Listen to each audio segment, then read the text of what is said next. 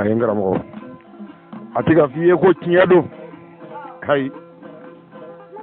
atiga fiye kika tinya kono ay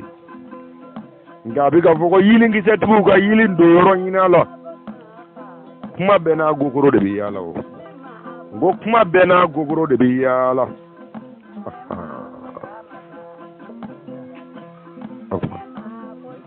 nama kamena ka wali mafanye o ango bide serasa ngaya to anyere ye datige kemeni tan duruna haya folo jigina min jigina be kama interneti awo ni mo de mbole mana ke alamina o ala yo dare ko be ko nyedo o nama nya kwa nyi nwan soro safe ngramo ni bi wole mo ko nyefo me miye aw nyefo le to anyere bulu mitle nga faye nyafo nkoroye ka faye ngwaye min kala mage batie gwe wa dara la koli ngo mage batie de ako sozo tuko tala ngoni go sozo tuko te kogo konna ire dare mala ko nyoni ga binte de ile ga femi yo ko fe ga jugu sanu ko yi ngeki ga bogo koko joga tla ki kalenga ti de ga la rusu sabe ko chechi ti se ga nyoni ga bi ibi bo mauna chede ngidi bo mauna chede tawo no fo kuma sera ko ngo fo no de taleme ko ke degunye no de taleme ko ke bulo wera yirai kasro ka dongli dakani ko mona feri arabu ziri faranyanga ko chego dama keleni fladro ande bi kono doni duriye jamana kono ande bi kono doni duriye ati tiga yere la fo do mina na fura ko ka referendum ge na yem ko ne duru so ka tibre so ka ne ko aya so ba ngone faso sumana ni faso mi fuga tanye ni faso mi fuga fe ko mali silame do ye kwadi min do faso la ko jamana tigi do bina $2 aba fo ko ka referendum ke karsa naya ire yilin tigi sira santani segima iye muso ye cheye jamana dendi ne sigide ngo jamana ngono ito dara ko Muhammadu otiga silame ko o yi faye i sorola ko to automatique o te silame ya te automatique karsa ito ko jeneba ngo tiga silame ye ito ko Aisha o de te ke silame un fe jamana ngono ble awo o ye fa oni bauta i sorolo la de automatique o te de o i rasa santani segi iye doni ngala silame ya era jo me minga ko Qur'ane ibi dodoro o ni ku tefendona moga soro kenega minu mbado awo o ka lebu tan fla yirila ka tla ka to sutura la tan fla yirila ka soro ka cheka dire makika taso kalo sabaiki yiri kana ngona ye mugane duru soro faso ngona ba tibris aw ma famu aw nya fo ay nga kana to dugu ga je ka samina wa ta na indo lo aba bla yana ke ba ay karamu ka tiga fiina ko ka ki ga kiede abiga fiina ki yere de ka wuli igata nyeyini masa zulugalan neni min tobe Qur'ane kono masa zulugalan neni ye munge ne kanto mo ne mo kala ne tenye do langaramo ay net ne doni yo kono masa zulugalan neni ni tile ka dofo be chugodi ngone bamana te doni ye o kono ay ne mo kala ne to ngalo dige ma ci ne mo kala ne ti doni yo kono o ngana masa zulugalan neni yere de takuma e jole nyana de ka saba duguma ka wuli ka yininga ngi ye joni ire fo jamana de e masa zulugalan neni e ye joni ifa ye joni iba ye joni itu ye siag me ye dugulo insafe ziri le lo wa ubi itemena iye maya yere de ke hate zirinte de ngod yahudiya zirinte masa zulugalan neni kira munun kira firawona ma karawo ineti ta ineti na ta unya vina onya dona ka bango to boro lai nga masa zulugalan neni an bodo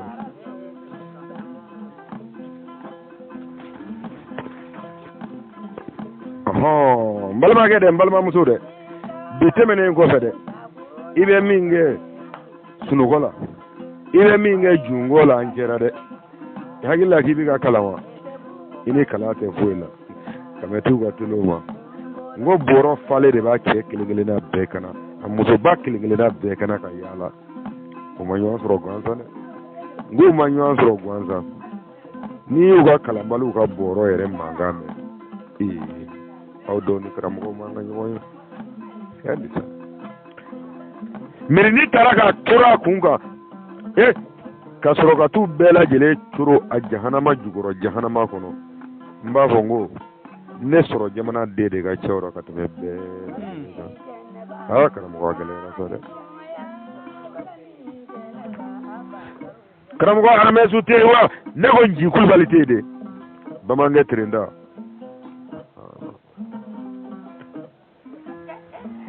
karamugo muro haidarate ne gone juani tewa maga jema maga fajigite utrawre utigida maga si o kone karamugo kanfleni balango fari jera ko biga soro bama menge mega bala ko sago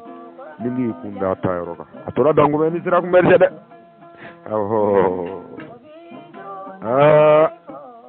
ko bamanado bamanado ni chenjera de ka joka baro imaye ni ndoni ga ngara mo be kana bla minano ngono ngara mo emage mo akala ne nga fembo bulu boro kono keski ni ndo di musica bo wala te di bola ay di yere kono ma do ne na bulu ko nga ne ba ye ga benye ma ngara mo ni ndo ga na nyefo de ka ke baro do ye ga lasigi nununte ati soro kemeni tan na ni kono chugo sila o ni go gibo nyefo fika lo nyefo fende ka min bi furuba ngo furuba ho ne internet bi ay sira dam be ga kuma bani awo ne ko ga ko ma ko te kun yewla ko ma ko te kun blo na ko ale mo go be mo na ko ya aunde ngo ngoro la ko imbe ga da sa ko de ngoda ne be shula wadda te nyina mana de ngoro ngoro eso na gi sigi mirni chera wolo dugu mo dugu chera furu nyo kanu nyo chera bade chera kangele fo nyo chera wo kolokele nyo chera ngoro ki sigi ketta tinima wora chere ki tabi ni aunde che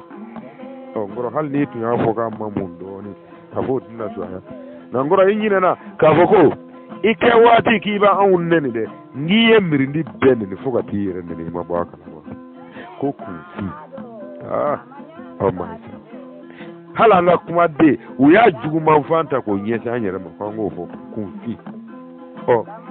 ngoro nake awla arabu fe unve mande ndugu koloka unve wolo na dugu koloka ko don temena ko barake bali tunte so tunte jato tunte bingalikela tunte ma tunte sigara ki manyo abeso ngalo tigeye plo bole ko no ya lo nyoko moyo olu dilana ka blambina mu kono o donedo danzi ubola kama ngoda mesula ngoda tenya mala ngoro ne bado ne kangelen fo nyoko ne siju awere ka Allah na tiza ka Allah ni mamungo karsa ko kufi ebulo ayera bulo aye ma kalambali de tofo ni ego nga karamo kaba ko bera kaba ko bilibile ni yebe utiga panishu kama ego karamo aramesu ngomburanga tiga panishu kama ego nyina makamado buranga kumado makana do anjere togodo bala mbulanga dukuno o tefo anyana de aya fo ko bamana burange ablay koita karamo ablay koita kono ko koita karamo fo hal ya soro karamo musa marako ko marakado ko ate boji ona hiyere fo ngate ko musa marato yoro nyedo leere bado andugule namado ko ambo yoro nyedo ko ka boko nye fo ngata konga ko ay kele sama dibira ayo fo siga wuligi jono ayo jonjon ta malide ngena ko be ka dore fo ci tugude ko nga ko buranya do ko ni te basi o ka ya fo ci du ko no de ko mba fo ci yoro do ko mba fo ci yoro do siga tena ko nga ma ko meli fo ci yoro do hatte ne buranga meli fo ci yoro do mina sisa awo ngole de ya fo makala de ndane minye na nyena maya kono nile fega bo o ke kandew ndonu nkaramo bolo korata karamo ka fo ni tigiyai ka fo ni yirata kene ka fo na dai adakene ne karamo ni ne de ya fo jigomna sori ko ma fo ka trawre jewti sori ka jewti ko roba fo ko kulubali kango dambe sulo ko dande na mana ok manye miye anyira ye minne min kera anyira la ami do kalama min anga wuli ka kuma wa kalama muro haydra kon gande wo hadiya toma dina se wo hadiya ko du ko no be ko be koy kada ka amba dan ne brange ka dute o brange ko bi chodi ni ndebati salamu de karim brange ko be okuma kama fama ko wassalamu duniya ko wassalamu lakarati ko dugugolo li jannati ko kan joro be yoro mama ko ko ita kramo muru haydarani market donja nin tayini qur'ane kono atayini linjina kono atayini tawreta kono jaburu te sufi ibrahima te kai muru kono hadisa masebe kalma masud dabara habada kani hadisa insebe ati soro dugugolo nzabe na ya bogati na ma boyoro fo malidonye ne ma gongo ne biga min fongo boyoro wede ata be ka ke boyoro re babulo na kana tana e ka bata di arabu dingile madu ko yen nta nga choro bawla to binane kuna mamna olunu teru birile me kurane kuna mamna olu biga ta balo yini kana di dodde undale ma waso kuno mamna olu bi toni batini monini serini laro ni free for your show ka bela jele ke palangele ngono ka du ko kuma mina du ulu balogo nyana no lutaye ulu manu miracle taro keka ala min nobo ko bi kwa kana folu nyana ko ala te foye na mbemba ka ko bi wona te o de kele me gele ya egwe o kramo no gele ya yibla kibi bo ko ka do fo malido nya bora yoro mi ita nyere be fo ka da ka ba ngoko le kuma dabri no ne yin kana ne restaurant nye ko ankoro ga mana bo no ma fa ko bane ni gelaw ga nye mo go ba kwana ka jama kulu daranye honga kana ya fa yin fe ne ko ma ngoni ya soro ngi fa ndengo kuma nga taifa inna nanga dusoro tugo mina ni hera mugu ni bade tiga shuru fo tega bola aw na wuro bina tiyo Allah subhanahu wa ta'ala ira de bulo dambo ga sente seka bola de ngongoro ngakara chiguri ko mi nere jama ka cante ma domle ndemmo de oni nde umboro yona ble ko jama ka canyira ka dukuno awo ne dokotoro ke siraka alaka doni lamaka oyo lamaka ni machine de obi dokotoro so la nganale a wele ka kana dokomso a dokoke muso talo jaga so dala na yemi wa yengal ndige o kuma machine gara ala yawa ngoro iteni ron blase ka fe ndile ngata biten yoron nunda tuwi ga fe ndilangata kada ka jenge ka ngoro e kuma do la o de fona ma an ngoro blanga no na ngoro de aw ne ko bu tugola abiga dame me fono ba tugola na taranga je muso no nyam taw kana siga na ku ga dengi so wulu de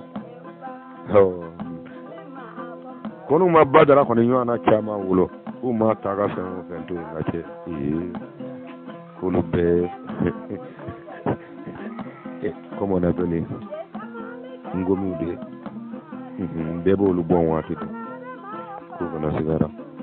ko ngo badara ma ka ngata ko nga be ma ya de la ko ma hada ma de yan fo ko una bi yon mulo ko ngata on be ma ko na fere gra ka nga sigi ma ya ba ale ko nga be ma ya ko da fora ko ma ko ya ka wuro me ko ngere wuro tanda ka di ma ko ma kadana o ko jokele sira kele so kele ko yon de nyoro kono yo donga ba e kwande ka nga keta besa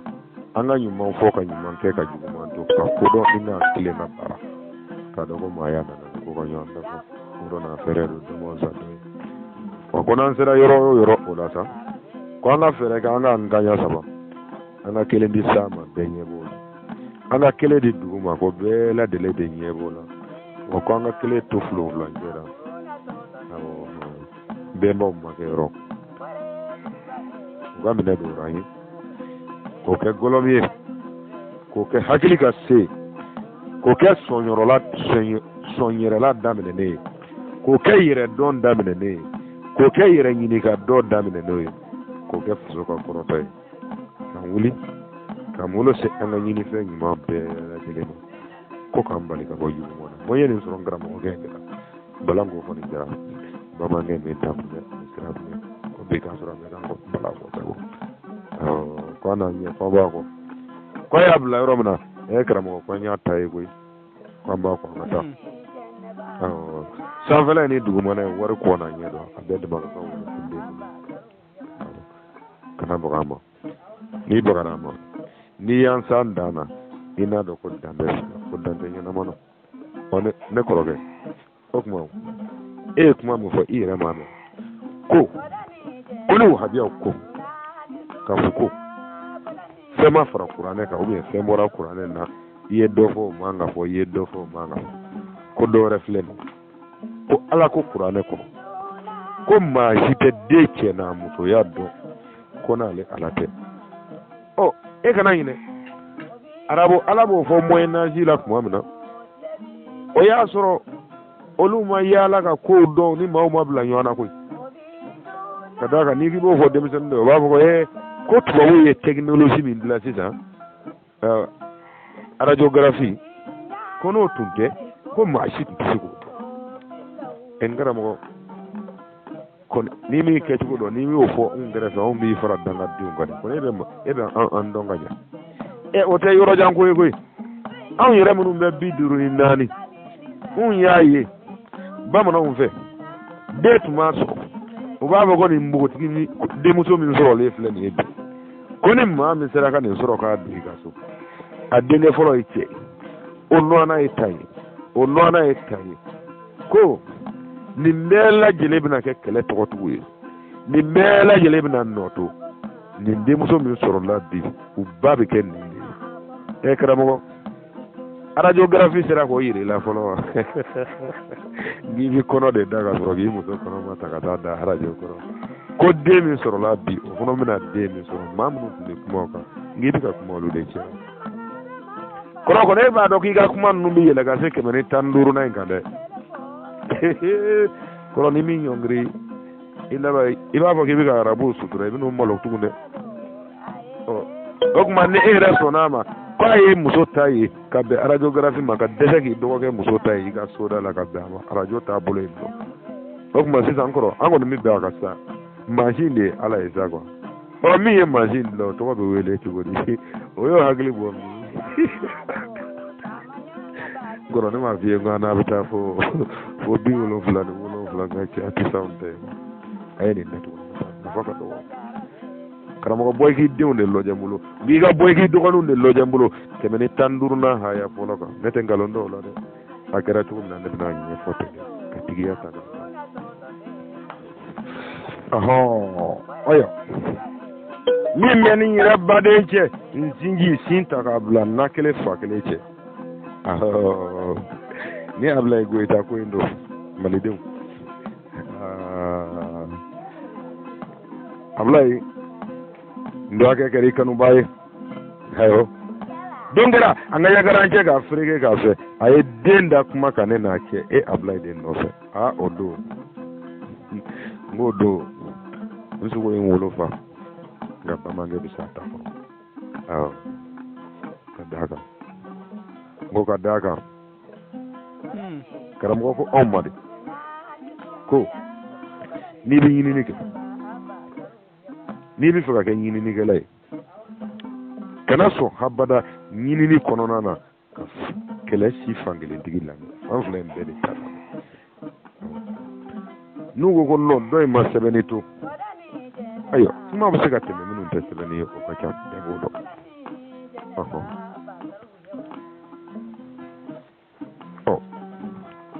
karamo ko na nasira da fulani karamo muro haidara ngo jina boli sira da fulani karamo ko dumba dantando de ngo karamo ko amma ko dumba dantando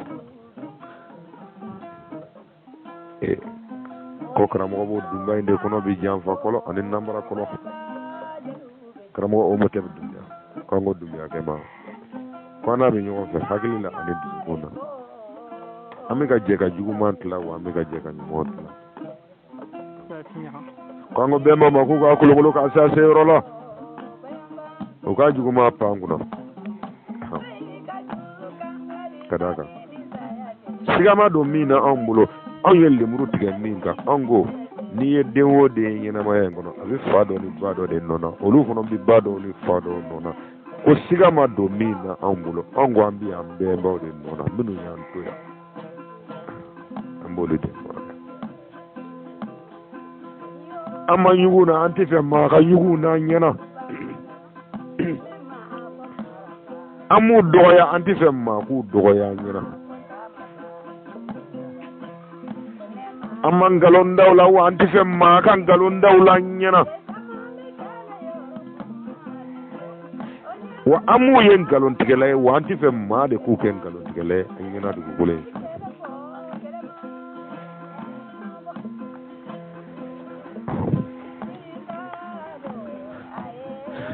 amu olu do kafantiye amu do yadantiye amu do yere ko folay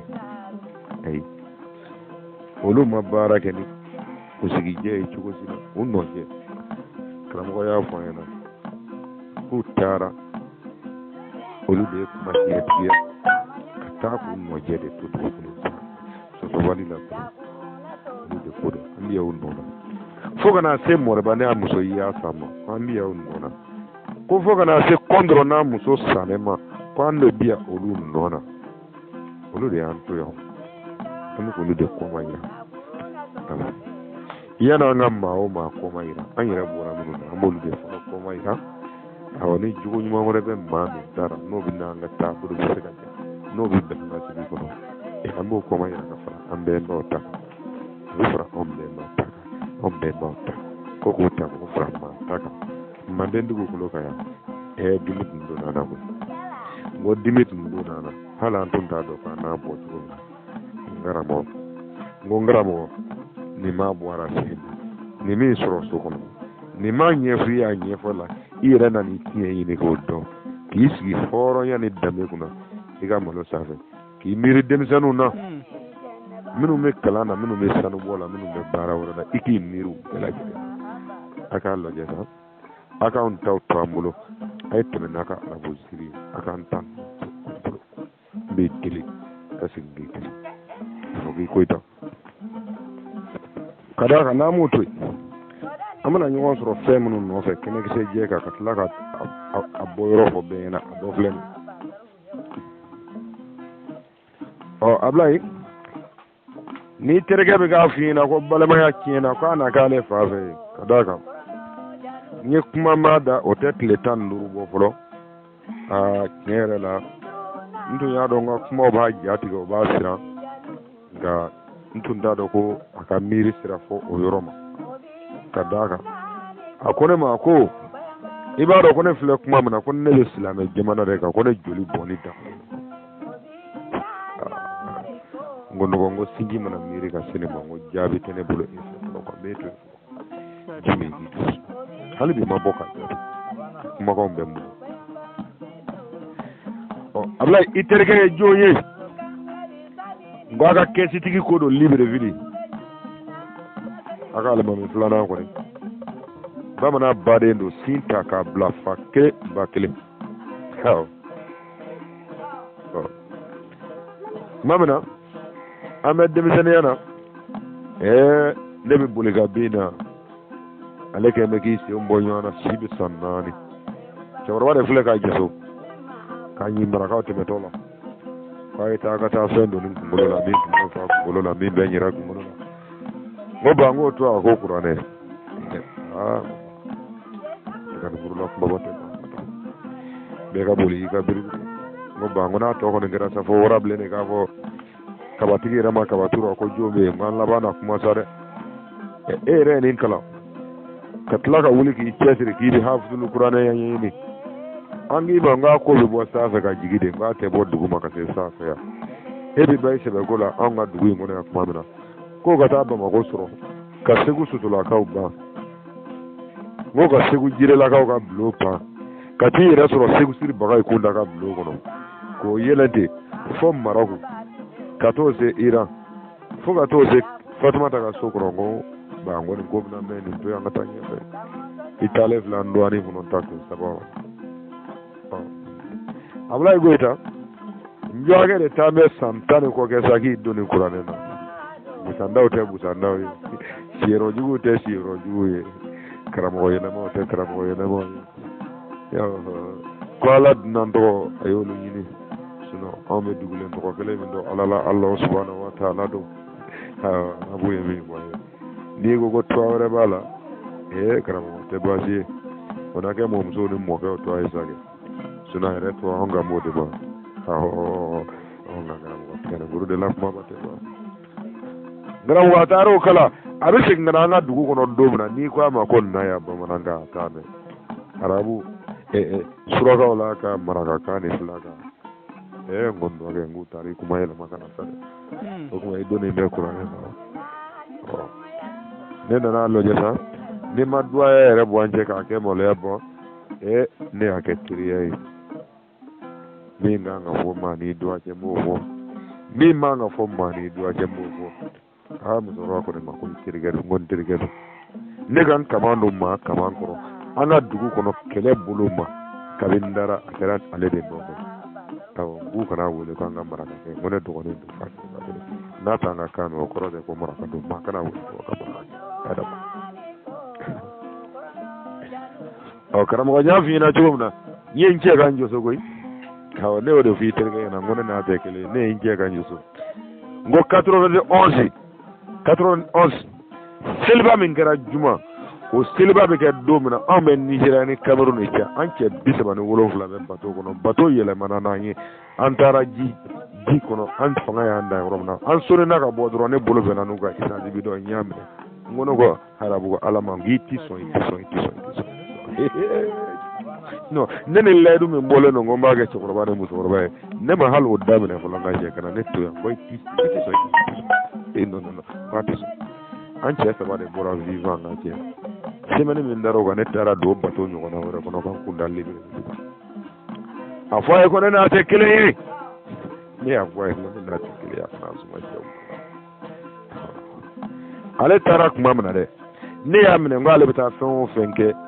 arabo ala yi ma wore bana faye ko ne obega nyen yosu ka yala ni simala ya nga dugusu ko na je kan na gini ndanko ka so ngui kana na ni na ikana seka ne da chubotila ikanga fon fenke gi do na la ina na so ne ndo akram wanya da ka ne de na libre ni kano o na folo yini ne hagle jigina ma folo na nderga do guri nyana ta ngoya na tiga gerana ngondiri ndwa na fulofle hew ndeta gorore adaka ngata dana ya beni mo che kana to kwa tie ko be maraka kan ni do ma fanga dana ya ka na to na bwala daka o makalo soro do la mitaso ndara mobili tangwanga nyanso mobili ko ne kata ko alibna ta atiri do vengo yi tiri ko ay kalanga yoro na kani do ay o yala ba man ye libre vide den do ituma to no na jigina do amita so ay rabi tan siga ma nga demisenia baroque television be canal be fon fen kadi e ba loje no ni senga na je bi wuli biti da ne ne to so ko ne muso de kan ni jamano fe tamane kana ta hakili wara ta ay ku bina ta tafsiri de ke kuraza ngota umu abona tawsiri dinga ke ta funi doji boy na na ndo ko mi fa ne ina tiare ngwanga na daga anga se ga dimi bo dura ni tawsiri ko do it to so kana tawsiri de ise mo tawsiri la pe taw foni dot na kanyana tawsiri dot na kanyana wuli ako kesi ne hagili kan kona ta do ko ni e qur'ane blaka do ni ga do ko qur'ane bi blare ngok mare qur'ane yi mi ngate ni clara qur'ane da mo bi so kamo ko ni kan ko no kan ken no fa mo aya ko wati la ngate ko fa ni mana dra philosophie de kala ni ado na le libre de philosophie de kala ni do ngado me philosophie mo ba makanda na do wala ngase de ke ayo kala mo ne adda kan se ni yoge ma fa ma se gere ayata ne ko ni saw na ka do ki e fawuli ndoni na ngo ka do ki ni mamado dugo na jenyo ko e fawuli ndoni na domina ne na divide mo mi faka chorba blakata maka ne ko ma ndo ne faka chorba blakata maka yino italo hal ni huwa mo ko sore bulo iko o fraka o amaga ji shuru mi do ka shuru ameka ako esge nebga dine ko nge ci ko ma ko me dine tare do mo dine arabu ala taw ramo ne to ni ko do ako izanya hagli kinye foli ya hagli kinye kaba kewa Japon izmana te ngondo ko tonga do me Japon zumana ni Japon la sine nene reke ame qur'ane yiwana biwolo flanse be ka malito ka hadisa enkelengele yiwana biwolo flanse be ka malito ne kima de ngone yinate anga bara de ken libre fili ne tawsir qur'ane ko tundo krito so mi wuli ya ka ramo amo se ka de chugo kulo ko to fle ne kram ko ne de fle trawre kram ko fajile kifo ka baragero ni barage ngom defo ka fogo foli mi boy ka kala ne la luanda jugumante ne jugumante nga demba yala jugumante baragero la jugumante barage nyono mba misali ka jigi ya foli nga bela jilen kelengere na soro jugola aw do bet nan de lon soro go woda wa do bet baro ay jo na baro ni baro ni karamo ni tita qur'ane kono ni tita lingina kono ni kene ke sai jeka ngaramo ne yo be la jeleke anye sanjo ni jolo amma se ga dam na ngele ngono sugona na jeni kele nya amina ko ne tara watige ko fe kasoro kan kunda angola ka onnale angola kana nje sirga dlo ki boka da ko ni gi semene men ni na dane ado ko ni mun mo nyo le ci netta te ni ne harabu ala ci ngoma ngone ba ni ne mo su jenna fawli la dola do yesrabla do yeretna sirasoro ba soro sinin do de ni ne do ko so ne gongo tasma na tale tara nga eske femi mforane ko nganja ndora no ye ma yae mautige no ni mautige ndena ngone na do gesi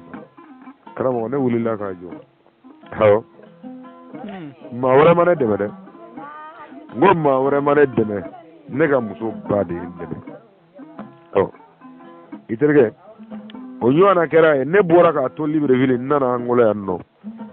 abe musorba mi gaddu kono musorba nana ke ba foko awolo de ka do asugo na kama goloke musorba ndi muso be barake do tro so bala ndo gani na bana na beta furake fu ubulo na de bana na beta furake fu ubulo na muso bana na beta furake fu ubulo musorba mana tuka dugu uka kungo kono fewo fe mi se kana danga mo ma banangu na masa kungo kono yiri dew abi boro fala kana de ndoni ma fa to bitu na kaso yero oye busmanu galla da do musorba ko akanga furusiri de ke akoma ati kafiru ko koy ngomu ko kafiru ko ala tere musone abi musorba nga kuma fo ina ko musorba yi ko abna furu yina de na mode digi kafiru ay banay ngondo ko yes ndo ko bi kuma do fo kuma do lo ko bude ako ci mais ndogo ne te ka musokɔrɔba nin dɔn ne bɔlen kɔ libere vidi i taara musokɔrɔba in ka so mais i ye musokɔrɔba in ka ɲumanya dɔ fɔ ne ɲɛna hali an bɔra an na min na ko ne ma da la n'o y'o k'i ye dugukolo in sanfɛ mais ndogo n ko diinɛ in hakili fiɲɛ diinɛ in bana ndogo a lɔ ye k'i yɛrɛ furakɛ quoi kana ni musokɔrɔba in wele ko kafiri n ko ndogo n ko ne m'a ka fɛn in kalan nka ne y'a mɛn karamɔgɔ da cogo min na o ye min fɔ ne ye ni ne ye n wele jɔ fɛ ka don yɔrɔ ɲini o la karamɔgɔ ne ne yɛrɛ ka kɛlɛ bɛ dakun na ne bɛ n ta fɔ n ko n y'a mɛn karisa de da n'i ma sɔn a bɛ nin groupe in ka na an ka taa i ne ka taa minɛ ɲɔgɔn na e de k'i ye kuranɛ kalan ne ma kalan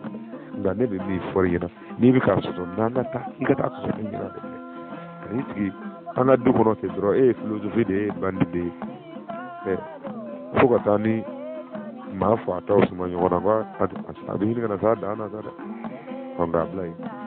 maa bɛ da ka ɲi hɔrɔnya ni danbe la faso in kɔnɔ fo haliya aw tɛ dɔwɛrɛ ye kalafan dɔn nka i gɛlɛya kɔni i m'a kɔrɔtɔ cogo o cogo i m'a keguya cogo o cogo i m'a kodɔn cogo o cogo kana to i ka fili sugu la dɛ sugu ye k'a sugu tɛ sugu tɛ ti sɔrɔ kana to i ka fili a kɛnɛ kan dɛ i b'a dɔn a fili ye min ye n'i m'i kɔlɔsi n'i m'i kɔlɔsi n ma ka dan to sɔngɔ i b'a dɔn jabara ka sigi kana sigi o la n ko n'i tɛ sugu jɔ fɛɛrɛ dɔn kana sigara n ko n ma ka sunbala sɔngɔ i b'o dɔn kuwara ni k'i ko dɔn i ye dɔ kɛ koyi k'a fɔ i ye dɔ kɛ koyi nka i ma ma dusu suma ka d'a kan a ma min f'i ye i taara a la wari tora ne taara ta mun b'a f'i ma sugu jɔ tɔgɔ ye ko ɲɛsigi ka d'a kan sugu bɛɛ bɛ yen dɔ yelen b'i ɲinɛ dɔ kɔ kana ɲinɛ i nakun kɔ dɛ bɛɛ n'i nakun dɔn ko a ka n dɔn nakun dɔn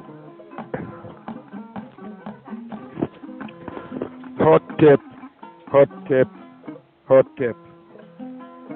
deba fasa fasi sigida gale an bɛ kulu jamakulu fo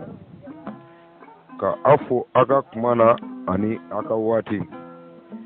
ka a fo a ka cɛsiri la ka a fo a ka wulikajɔ la wolofinna ye wolofindenw ye wolofin bɔnnaw ye wa wolofinkanw ye wolofin taabolo ani wolofin hakilinaw wolofin yilifondonw wolofinya kɔrɔtali ye a bɛɛ lajɛlen kelen-kelenna folen don k'aw ni jɔ ko damari ka jɔ sabati a ka jɔ wuruki ka jɔ banba ka jɔ bugubugu k'a to jɔ ma wa k'an yɛrɛ kelen-kelenna bɛɛ lajɛlen sɔrɔ a la wolofinden kɔni wa ka diɲɛ yɛrɛ kelen-kelenna bɛɛ lajɛlen sɔrɔ a la kuma ma bɔ maa na ka d'a kan an bɛ yɛrɛ ɲini de la an tɛ maa ɲini na an tɛ tɔgɔ ɲini na an tɛ jɔyɔrɔ ɲini na an tɛ jamu ɲini na an bɛ yɛrɛ ɲini de la ko yɛrɛ kun kɛra o ma dɔgɔ sɔrɔ o la dɛ min kɔni ma se ka sɔsɔ cogo ma ye min na an karamɔgɔw ko wulibali t'an bolo dɛ nka min ma se ka sɔsɔ dɔɔni kɛnɛ kan kɔni diɲɛdenw y'an ta k'an saba dugu ma yan nɔ danfɛn tɛ se k'o sɔsɔ dɛ wa an bɛ dugu ma danfɛn tɛ se k'o sɔsɔ wa u taalen b'u sigi diɲɛ sanfɛ k'an lajɛ n ko danfɛn tɛ se k'o sɔsɔ wa an bɛ k'an to dugu ma k'u lajɛ sanfɛ sɔsɔ cogo ma sɔrɔ fa u bɛ k'u to sanfɛ k'an lajɛ dugu ma karamɔgɔ n ko sɔsɔ cogo t'olu la awɔ ko a tɔ nana kɛ sa ko k'a don mirindi kun na ko an dakun yɛrɛ ye dugumamɔgɔya de ko ye jamakulu de sɔrɔla olu ko karamɔgɔ ko hakili mana min dogo ko kana sigara ko hakili wɛrɛ de b'a ɲini k'a ye ko wolofin dakun t'o ye an ma da o kama an tun tɛ tan ne t'o ɲɛdɔn wuli k'o ɲɛɲini anw de tun tɛ tan mun y'an kɛ tan an bɛ cogo min kɔni na o dogolen tɛ wolofin dɔ jogo la ni jamakulu sɔrɔla minnu ko k'a bɛ se ka bɔ tan k'u rɔbɛnnen don k'u ni an'u bolo nafolo an'u farisogo k'u rɔbɛnnen don wuyangilikɛla wuyangilenw don révolutionnaire révoltelenw don nka olu ma révolte maa ka kɔlɔlɔ kama dɛ a ye min b'a yɛrɛ dama ni ɲɔgɔn cɛ kɔnɔ